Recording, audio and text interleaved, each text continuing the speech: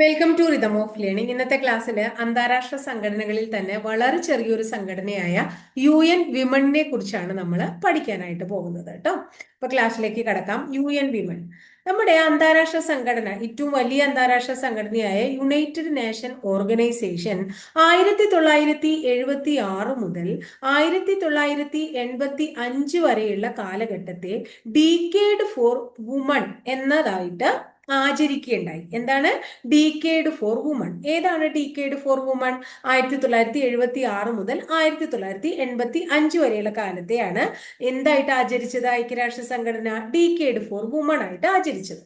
അതിനുശേഷം ഐക്യരാഷ്ട്ര സംഘടനയ്ക്ക് തോന്നുകയാണ്, അല്ലെങ്കിൽ UN തോന്നുകയാണ്, നമുക്ക് സ്ത്രീകൾക്ക് വേണ്ടി മാത്രമായിട്ട് എന്തുകൊണ്ടൊരു സംഘടന ഫോം ചെയ്തുകൂടാ. അങ്ങനെ സ്ത്രീകൾക്ക് വേണ്ടി മാത്രമായിട്ട് ഒരു സംഘടന നിലവിൽ വരികയാണ്. അതിന്റെ പേരാണ് UN വിമൺ എന്ന് പറയുന്നത്. സ്ത്രീകൾക്ക് വേണ്ടിയിട്ടുള്ള ഈ സംഘടന എന്തിനു വേണ്ടിയിട്ടാ കൊണ്ടുവന്നേ?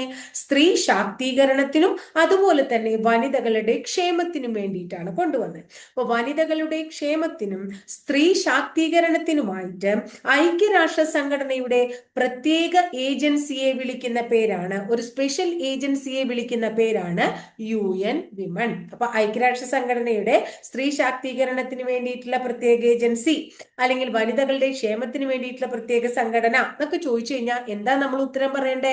UN വിമൺ ആണ് നമ്മൾ ഉത്തരം പറയണ്ടേ. അങ്ങനെ UN വിമൺ എന്ന് പറയുന്ന സംഘടന രൂപീകരിക്കാമെന്ന് ഐക്യരാഷ്ട്ര സംഘടന തീരുമാനിക്കുന്നു. 2010 ജൂലൈ മാസത്തില് UN വിമൺ ആര് സ്ഥാപിക്കുകയാണ്? ഐക്യരാഷ്ട്ര സംഘടന സ്ഥാപിക്കുകയാണ്. അപ്പൊ ഐക്യരാഷ്ട്ര സംഘടന UN വിമൺ സ്ഥാപിച്ച വർഷം 2010 ആണ്. എന്നാൽ UN വിമൺ അതിന്റെ പ്രവർത്തനം ആരംഭിച്ച വർഷം, സ്റ്റാർട്ടഡ് ഫങ്ഷനിങ് എന്നാണെന്ന് ചോദിച്ചു കഴിഞ്ഞാൽ 2011 ജാനുവരി 1 മുതലാണ്. അപ്പൊ 2010 ഐക്യരാഷ്ട്ര സഭയുടെ പ്രത്യേക ഏജൻസിയായി UN വിമൺ നിലവിൽ വന്നു എങ്കിലും UN വിമൺ അതിന്റെ പ്രവർത്തനങ്ങൾ ആരംഭിച്ചു തുടങ്ങിയത് എന്ന് മുതലാണ്? 2011 ജാനുവരി 1 മുതലാണ്. എവിടെയാണ് UN വിമണിന്റെ ആസ്ഥാനം ചോദിച്ചു കഴിഞ്ഞാൽ നമ്മൾ പറയേണ്ടത് ന്യൂയോർക്ക് ആണ് ആസ്ഥാനം. UN വിമണിന്റെ ഹെഡ്ക്വാർട്ടേഴ്സ് എവിടെയാണ്? ന്യൂയോർക്ക് ആണ് കേട്ടോ. അങ്ങനെ UN വിമൺ നിലവിൽ വന്നു. UN വിമണിന്റെ ആദ്യത്തെ എക്സിക്യൂട്ടീവ് ഡയറക്ടറായി നിയമിതയായത് ചിലിയുടെ മുൻ പ്രസിഡന്റായ മിഷേൽ ബാഷ്ലെറ്റ് ആണ്. ആരാണ്? മിഷേൽ ബാഷ്ലെറ്റ് ആദ്യത്തെ UN വിമണിന്റെ എക്സിക്യൂട്ടീവ് ഡയറക്ടറായിട്ട് നിയമിതയായത് ചിലിയുടെ മുൻ പ്രസിഡന്റായ മിഷേൽ ബാഷ്ലെറ്റ് ആണ്. അപ്പൊ ഇപ്പോഴത്തെ UN വിമണിന്റെ എക്സിക്യൂട്ടീവ് ഡയറക്ടറെ പഠിക്കണ്ടേ നമ്മള്? അപ്പൊ ഇപ്പോഴത്തെ UN വിമണിന്റെ എക്സിക്യൂട്ടീവ് ഡയറക്ടർ ചോദിച്ചാൽ നമ്മൾ പറയും സിമ ബഹൌസ് ആണ്. ആരാണ്? സിമ ബഹൌസ്. നിലവിലെ UN വിമണിന്റെ എക്സിക്യൂട്ടീവ് ഡയറക്ടറുടെ പേര് സിമ ബഹൌസ് എന്നാണ്.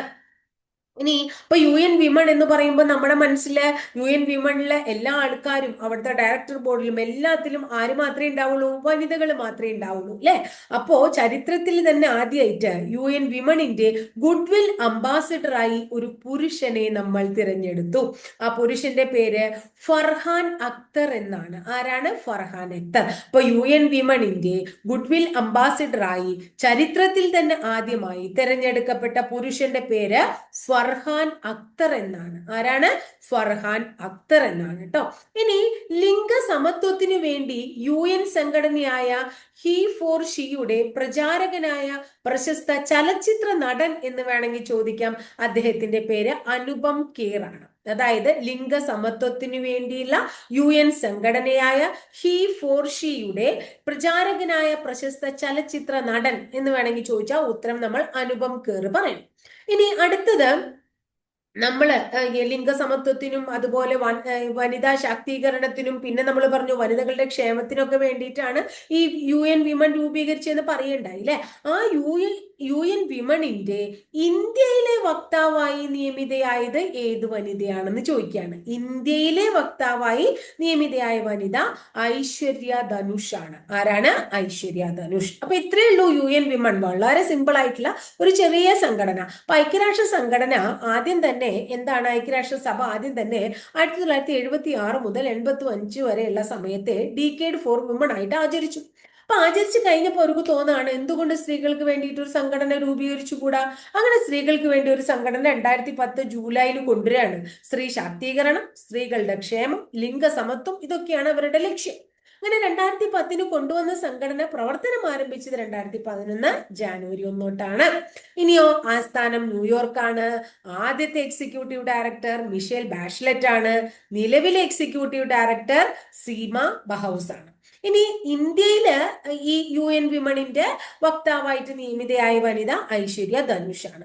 ഇനി ചരിത്രത്തിൽ തന്നെ ആദ്യമായിട്ട് UN വിമണിന്റെ ഗുഡ്വിൽ അംബാസിഡർ ആയിട്ട് ഒരു പുരുഷനെ അപ്പോയിന്റ് ചെയ്തു. അദ്ദേഹത്തിന്റെ പേര് ഫർഹാൻ അക്തർ എന്നാണ്. പിന്നെ നമ്മൾ ഒരു കാര്യം കൂടെ പഠിച്ചു, ഹി ഫോർ ഷീ അല്ലെ. അതായത് ലിംഗസമത്വത്തിന് വേണ്ടിയിട്ടുള്ള UN സംഘടനയായ ഹി ഫോർ ഷീയുടെ പ്രചാരകനായ പ്രശസ്ത ചലച്ചിത്ര നടന്റെ പേര് അനുപം ഖേർ എന്നാണ്. അപ്പൊ ഇത്രയേ ഉള്ളൂ കേട്ടോ. ഏത് ക്ലാസ്? ഇന്റർനാഷണൽ ഓർഗനൈസേഷന്റെ UN വിമൺ. വളരെ കുറച്ച് നമ്മൾ കഴിഞ്ഞ ക്ലാസ്സിൽ ഇന്റർപോൾ പഠിച്ചു അല്ലെ, സ്കൗട്ട് ആൻഡ് ഗൈഡ്സ് പഠിച്ചു. അങ്ങനെ ചെറിയ ചെറിയ ഓരോരോ സംഘടനകളായിട്ട് പഠിച്ചു പോകുമ്പോൾ നിങ്ങൾക്ക് പരീക്ഷയ്ക്ക് അത് എളുപ്പം, ഓരോ ദിവസം ചെറിയ ക്ലാസ്സുകളാകുമ്പോൾ പരീക്ഷയ്ക്ക് വേണ്ടിയിട്ട് എളുപ്പം നമുക്ക് റിവിഷൻ ചെയ്യാനും പഠിക്കാനൊക്കെ കുറച്ചും കൂടി എളുപ്പമായിരിക്കും. അപ്പൊ ഇത്രയേ ഉള്ളൂ ഇന്നത്തെ ക്ലാസ്സിലെ. ക്ലാസ് ഒക്കെ ഇഷ്ടപ്പെടുകയാണെങ്കിൽ ഒന്ന് ലൈക്ക് ചെയ്യുക. ഇഷ്ടപ്പെട്ട ക്ലാസ്സുകൾ കൂട്ടുകാരിലേക്ക് മാക്സിമം ഷെയർ ചെയ്യാനായിട്ട് ശ്രമിക്കുക. അതുപോലെ തന്നെ ആദ്യമായിട്ട് ചാനൽ കാണുന്ന കുട്ടികളാണെങ്കിൽ ചാനൽ ഒന്ന് സബ്സ്ക്രൈബ് ചെയ്യുക കേട്ടോ. സബ്സ്ക്രൈബ് ചെയ്യുന്നതോടൊപ്പം ആ ബെല്ലൈക്കൺ കൂടി ഒന്ന് എനേബിൾ ചെയ്യുമ്പോൾ ഞാൻ ഓരോ ദിവസം അപ്ലോഡ് ചെയ്യുന്ന വീഡിയോസ് കൃത്യമായിട്ട് നിങ്ങൾക്ക് നോട്ടിഫിക്കേഷൻ ആയിട്ട് ലഭിക്കുകയും ചെയ്യും. അപ്പൊ അടുത്ത ദിവസം ഇതുപോലെ തന്നെ മറ്റൊരു വീഡിയോ ആയിട്ട് നമുക്ക് വീണ്ടും കാണാം കേട്ടോ.